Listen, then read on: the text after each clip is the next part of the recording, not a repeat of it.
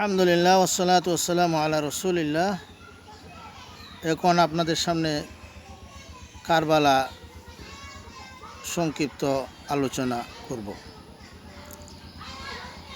রাসূলুল্লাহ সাল্লাল্লাহু আলাইহি সাল্লাম এমন একটি সমাজে তিনি নবুয়ত নিয়ে এসেছিলেন, রাসূল হয়ে এসেছেন এমন একটি সময়ে যখন ওই সমাজটা, ওই এলাকাটা আইএমএ জাহিলিয়া হিসাবে পরিচিত। মানুষের আইন শৃঙ্খলা,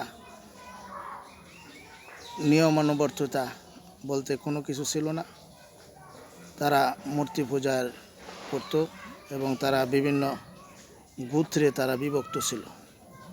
রাসূলুল্লাহ সাল্লাল্লাহু আলাইহি সাল্লাম তিনি আল্লাহর পক্ষ থেকে বাণীপ্রাপ্ত হয়ে তিনি লা ইলাহা ইল্লাল্লাহ মুহাম্মাদুর রাসূলুল্লাহ এই কালেমার দাওয়াতের মাধ্যমে, কোরআনের মাধ্যমে তিনি এমন একটি সমাজ, এমন একটি রাষ্ট্র তিনি বিশ্বের সামনে উপহার দিয়েছেন যে বিশ্বের ইতিহাসে যে সুন্দরতম পরিবেশ কেউ দেখে নাই। রাসূল সাল্লাল্লাহু আলাইহি সাল্লাম মক্কা থেকে মদিনায় হিজরত করেন এবং তিনি 11 হিজরিতে ইন্তেকাল করেন। রাসূল সাল্লাল্লাহু আলাইহি সাল্লামের ইন্তেকালের পরে আবু বকর রাদিয়াল্লাহু তাআলা আনহুর নেতৃত্বে 2.5 বছরের মতো মুসলিম জাহান ঐক্যবদ্ধভাবে তাদের প্রচার প্রসার চালাইতে থাকে। আবু বকর রাদিয়াল্লাহু তাআলা আনহুর পরে ওমর রাদিয়াল্লাহু তাআলা আনহু ওনার নেতৃত্ব মেনে নিয়ে মুসলিম জাহান আরও পৃথিবীময় ছড়িয়ে পড়ে। ইরান এবং তুরস্ক এবং ফিলিস্তিন, জেরুজালেম মুসলমানদের আয়ত্তে আসে। হযরত ওমর রাদিয়াল্লাহু তাআলা আনহুকে শহীদ করা হয়। ওমর রাদিয়াল্লাহু তাআলা আনহুর পরে হযরত উসমান রাদিয়াল্লাহু তাআলা আনহু তিনি খেলাফতের দায়িত্ব পালন করেন।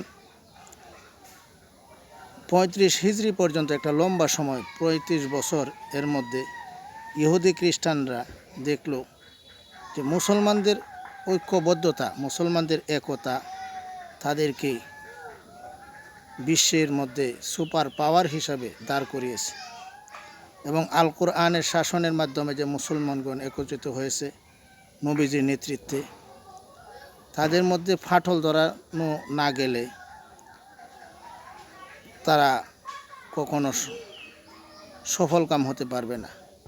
এই জন্য ইহুদিরা চক্রান্ত করিয়া আবদুল্লাহ ইবনে সাবা নামক এক ব্যক্তি ইয়েমেনের, সে মুখে মুখে কালিমা স্বীকার করছে এবং সে উসমান রাদিয়াল্লাহু তাআলা আনহুর সময়ে মদিনা, মক্কা, সিরিয়ার দামেস্কে এবং মিশর এবং ইরাকের বাগদাদ বিভিন্ন স্থানে সে মুসলমানদের বিরুদ্ধে, মুসলিম খলিফা উসমান রাদিয়াল্লাহু তাআলা আনহুর বিরুদ্ধে সে বিভিন্ন প্রপাগান্ডা ছড়াই দিছে এবং একটা বড় উল্লেখযোগ্য সে ছড়াইছে যে উসমান রাদিয়াল্লাহু তাআলা আনহুর চেয়ে আলী রাদিয়াল্লাহু তাআলা আনহু খলিফা হওয়ার বেশি হকদার। কিন্তু এই কথাগুলা প্রচার করে সে তেমন সুবিধা করতে পারে নাই। এক সময় আবদুল্লাহ ইবনে সাবাই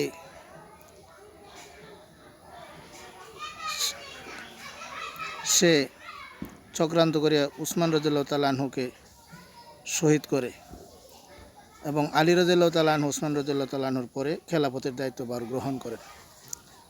আলী রাদিয়াল্লাহু তাআলা আনহু যখন খেলাফতের দায়িত্বে আছেন, তখন এই আবদুল্লাহ ইবনে সাবা সে চক্রান্ত করল যে মুসলমানরা তো আবার ঐক্যবদ্ধভাবে তারা তাদের যে শান মান নিয়ে তারা আবার চলছে। তারা তাড়াহুড়া করে আলী রাদিয়াল্লাহু তাআলা আনহুর কাছে উসমান হত্যার বিচার দাবি করল একদিকে তারাই হত্যা করলো, আবার তারাই বিচার প্রার্থী হইল।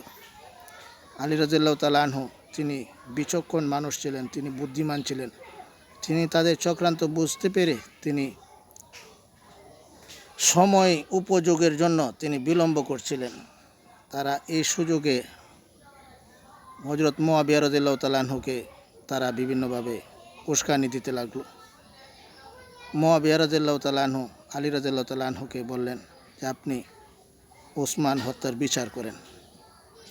আলী রাদিয়াল্লাহু তাআলা আনহু তিনি বলছেন আমি অবশ্যই বিচার করব, তবে একটু সময় নিয়ে নেই। এই পরিস্থিতিতে মুআবিয়া রাদিয়াল্লাহু তাআলা আনহু সিরিয়ার দামেশকে তিনি নিজে খেলাফত দাবি করলেন। একদিকে মুআবিয়া রাদিয়াল্লাহু তাআলা আনহু আর একদিকে আলী রাদিয়াল্লাহু তাআলা আনহু, এবং এর মধ্যে সাবাই গোত্র তারা বিভিন্ন দলে উপাদলে তারা বিন্যস্ত হয়ে গেল। স্বল্প সময়ে বলা সম্ভব নয়। আমরা জানি যে শিয়া, খারিজি এই দলগুলা তখন বাইর হয়ে গেল। তো এক সময় আলী রাদিয়াল্লাহু তাআলা আনহু এবং হযরত মুআবিয়া রাদিয়াল্লাহু তাআলা আনহুর দুই দলের মধ্যে যুদ্ধ সংগঠিত হয়েছে।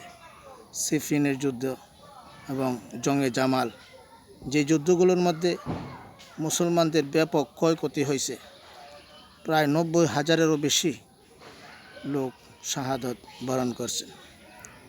এক সময় আলী রাদিয়াল্লাহু তাআলা আনহুকে এই গ্রুপটাই হত্যা করে, মুআবিয়া রাদিয়াল্লাহু তাআলা আনহুকেও হত্যা করার চক্রান্ত করে, কিন্তু আল্লাহর রহমতে মুআবিয়া রাদিয়াল্লাহু তাআলা আনহু তিনি বেঁচে আছেন। আলী রাদিয়াল্লাহু তাআলা আনহুর ওফাতের পরে হযরত হাসান রাদিয়াল্লাহু তাআলা আনহু হযরত আলী রাদিয়াল্লাহু তাআলা আনহুর বড় ছেলে, তিনি খেলাফতের দায়িত্বভার গ্রহণ করেন। কিন্তু 6 মাস অতিবাহিত হওয়ার পরে তিনি ভালো করে লক্ষ্য করে দেখলেন যে মুসলিম জাহান দুই ভাবে বিভক্ত থাকবে, এটা সুন্দর নয়, কল্যাণ নয়। যার কারণে তিনি মুআবিয়া রাদিয়াল্লাহু তাআলা আনহুর কাছে খেলাফতের পুরোপুরি ভার তিনি ন্যস্ত করলেন এবং তিনি মুআবিয়া রাদিয়াল্লাহু তাআলা আনহুর কাছে বায়াত গ্রহণ করলেন। এর মাধ্যমে মুসলিম জাহান আবার ঐক্যবদ্ধভাবে চলা শুরু হয়েছে, পথ চলতেছে। মুআবিয়া রাদিয়াল্লাহু তাআলা আনহু 41 হিজরি থেকে 60 হিজরি পর্যন্ত অনেক সুন্দরভাবে তিনি রাষ্ট্র পরিচালনা করছেন, মুসলিম জাহানের খেলাফতের দায়িত্ব পালন করছেন। ওনার সময়টায় মুসলমানদের অনেক উন্নতি সাধিত হয়েছে, এবং মুসলমানরা এরকম ইতিহাসের মধ্যে পাওয়া যায় যে নারী সে ইচ্ছা করলে তার ঘর এর দরজা খোলা রেখে সে ঘুমাতে পারত, এবং কেউ যদি ইচ্ছা করতো যে আমার সম্পদ আমি রাস্তায় রেখে আমি চলে যাব, 2 দিন পরে এসে নিব, তাহলে এটাও সম্ভব হইতো। মুআবিয়া রাদিয়াল্লাহু তাআলা আনহুর শেষ সময়ে তিনি যখন লক্ষ্য করলেন যে তিনি বার্ধক্যে পৌঁছে গেছেন, তখন তিনি সাহাবীদের পরামর্শ নিলেন যে ওনার পরে কে খলিফা হইতে পারে। অনেক সাহাবী পরামর্শ দিলেন যে আপনার ছেলে ইয়াজিদ। তখন ইয়াজিদ তার আমল আখলাক ভালো ছিল। মুআবিয়া রাদিয়াল্লাহু তাআলা আনহুর সময়ে ইয়াজিদ বিভিন্ন যুদ্ধে অংশগ্রহণ করছে এবং বিজয় ছিনিয়ে এনেছে।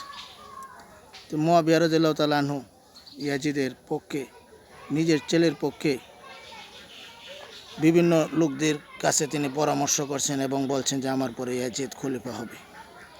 এই অবস্থায় মুআবিয়া রাদিয়াল্লাহু তাআলা আনহু তিনি ইন্তেকাল করছেন। মুআবিয়া রাদিয়াল্লাহু তাআলা আনহুর ইন্তেকালের পরে ইয়াজিদ সে খেলাফতের দায়িত্ব গ্রহণ করে। ওইদিকে মক্কা, মদিনা এবং ইরাকের যে কুফা, বাগদাদে কুফা, অনেকেই ইয়াজিদের খেলাফত মেনে নেয় নাই। হযরত হুসাইন রাদিয়াল্লাহু তাআলা আনহু তিনি মদিনায় ছিলেন। তিনি মদিনা থেকে মক্কায় হজ করার জন্য আসলেন তার পরিবার পরিজন সঙ্গী সাথী সহ, এবং তিনি এই অবস্থায় ইরাকের কুফা থেকে তিনি লক্ষেরও বেশি চিঠি তিনি পেলেন। কুফাবাসীরা ওনাকে লিখেছে যে আপনি কুফায় আসেন, আমরা আপনার হাতে বায়াত গ্রহণ করব। এই পরিস্থিতিতে মক্কা এবং মদিনার অনেক সাহাবী, বিশিষ্ট সাহাবী আব্দুল্লাহ ইবনে আব্বাস, আবদুল্লাহ ইবনে উমর ওনারা পরামর্শ দিয়েছেন যে আপনি কুফায় যাবেন না, কারণ কুফাবাসী তারা বেইমানি করবে। কিন্তু হুসাইন রাদিয়াল্লাহু তাআলা আনহু তিনি নিয়ত করলেন এবং তিনি কুফায় আসলেন।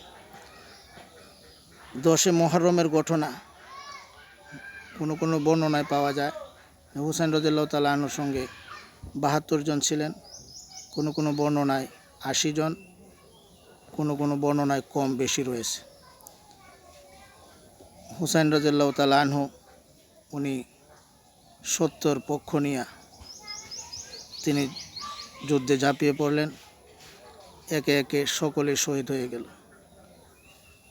শেষে তার যে ছেলে, শিশু বাচ্চা, ওই ছেলের খাদ্যে পানির সমস্যা, তিনি তার ছেলেকে মাথার উপরে উঁচু করে বলতেছেন যে তার একটু পানির প্রয়োজন।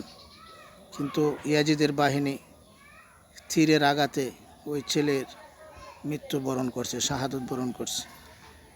হযরত হুসাইন রাদিয়াল্লাহু তাআলা আনহু বীর বিক্রমে তিনি যুদ্ধ করছেন মুহররমের 10 তারিখ শুক্রবার, এবং এক সময় অনেক ইয়াজিদের বাহিনীকে তিনি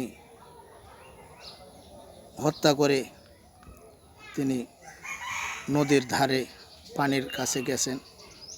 পানির যখন তিনি 2 হাত ভরে ওনার মুখের কাছে আনছেন, তখন ছেলের কথা মনে হয়েছে, তখন তিনি আর এটা পান করেন নাই। তখন সিনান নাখাই নামক সীমার, আবার তার নাম সীমার জিল জৌসন, সে হজরত হুসাইন রাদিয়াল্লাহু তাআলা আনহুকে তীরের আঘাতের পর আঘাতে মাটিতে শুয়ে দেয় এবং সীমার তার কল্লাটা তার দেহ থেকে মস্তকটা আলাদা করে ফেলে। এই হচ্ছে কারবালার ইতিহাস। এর মধ্যে অনেক সত্য মিথ্যা রয়েছে। কারবালার যে ইতিহাস, এই ইতিহাস মুহররমের 10 তারিখে সংগঠিত হয়েছে। ইয়াজিদের বাহিনীর মাধ্যমেই সংগঠিত হয়েছে। ইয়াজিদের বাহিনী তারা অনেক জুলুম অত্যাচার করেছে। যেরকমভাবে হুসাইন রাদিয়াল্লাহু তাআলা আনহুকে তার পরিবার সহ কারবালার ময়দানে শহীদ করেছে, তারা মদিনায় আক্রমণ করে বহু মানুষকে হত্যা করেছে, গণহত্যা চালিয়েছে, এবং মক্কায়ও আক্রমণ করে মেনজামিনি নামক গোলাবারুদের মাধ্যমে তারা কাবাগরে আক্রমণ করছে। অনেক কুকীর্তি ইয়াজিদের সময় সংগঠিত হয়েছে এবং ইয়াজিদের বাহিনীর মাধ্যমে সংগঠিত হয়েছে। আর ইয়াজিদ এর কোনো বিচার সে করে নাই। যেহেতু এগুলো ইতিহাসের বিষয়, আমরা মুআবিয়া রাদিয়াল্লাহু তাআলা আনহুর ছেলে ইয়াজিদকে, ইয়াজিদের যে দোষ আমরা ইতিহাসে দেখতে পাই, এগুলো সত্য মিথ্যা আগে যাচাই বাছাই করব। আর ছেলের অপরাধের কারণে তার পিতা হযরত মুআবিয়া রাদিয়াল্লাহু তাআলা আনহু নবীর সাহাবী, কাতিবে ওয়াহি, আমরা কখনো ভুলক্রমেও মুআবিয়া রাদিয়াল্লাহু তাআলা আনহু সহ কোনো সাহাবীর ব্যাপারে আমরা খারাপ মন্তব্য করব না। কারণ সাহাবীদের ব্যাপারে আল্লাহ পাক রব্বুল আলামিন ঘোষণা দিয়েছেন রাদিয়াল্লাহু আনহুম ওয়া রাদু আন, আল্লাহ তাদের সকলের প্রতি খুশি এবং তারাও তার প্রতি খুশি। এই জন্য সাহাবীরা সরাসরি নবীকে দেখছেন, নবীর কাছ থেকে দিন ইসলাম শিখছেন। আমরা কখনো কল্পনাও করতে পারবো না যে তাদের দাম কত উচ্চ, তারা কত দামি। এই জন্য তাদের কোনো খারাপ চিন্তা কিংবা তারা এরকম খারাপ কিছু করতে পারে, এরকম চিন্তাও যেন আমাদের মধ্যে না আসে। আল্লাহ তাআলা আমাদের সকলকে কারবালার সঠিক ইতিহাস জানা এবং বোঝার তৌফিক দান করুন। আমিন। ওয়া আখিরু দাওয়ানা আনিল হামদুলিল্লাহি রাব্বিল আলামিন।